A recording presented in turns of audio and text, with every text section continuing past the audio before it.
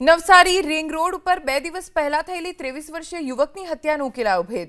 Navsari local crime બ્રાન્ચે ગણતરીના કલાકોમાં સુરતની એક ગેંગના 4 આરોપીઓને ઝડપી લીધા। આ આરોપીઓનો ગુનાહિત ઇતિહાસ હોવાનું સામે આવ્યું। 3 લાખની ઉઘરાણીમાં હત્યા થઈ હોવાનો ખુલાસો થયો છે। ઘટના 14 મે રાત્રે બની। નવીનનગર વિસ્તારમાં રહેતો અને ગાડી લે વેચનો વ્યવસાય કરતો યાસીન યુસુફ મેમણ ઓર્ગેટ અપાર્ટમેન્ટ સામે रिंग रोड पर मित्रों नबील अयान और फरहान साथे जन्मदिवसनी उजवणी करी रह्यो हतो।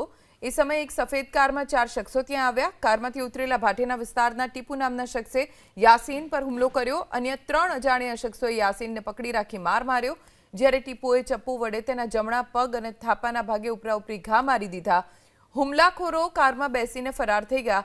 ઈજાગ્રસ્ત યાસીનને સારવાર માટે હોસ્પિટલ ખસેડાયો, જ્યાં તેનું મોત થઈ ગયું।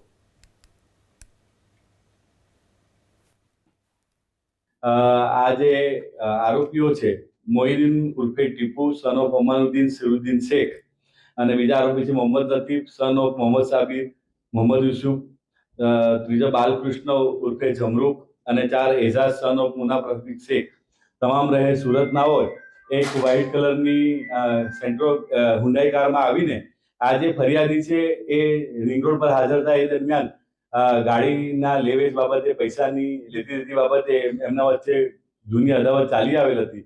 તે અનુસંધાને આ જે આરોપીઓ છે એમાં જે આરોપી છે ટીપુ ભાટેના એને આ જે ફરિયાદી છે એને જમણા પગના જાંઘ ઉપર થાપાના ભાગે ચપ્પુ વડે ઈજાઓ કરી અને બીજા જે 3-4 આરોપીઓ હતા તેઓએ એને ઢીકાપાટુનો માર મારીને ઈજા કરેલ હતી। એ જે આરોપીઓ છે એ મારામારી અને બીજા ગુનામાં સંડોવાયેલા છે અને એની નવસારી ટાઉન પોલીસ સ્ટેશનમાં ધરપકડ કરવામાં આવેલ છે।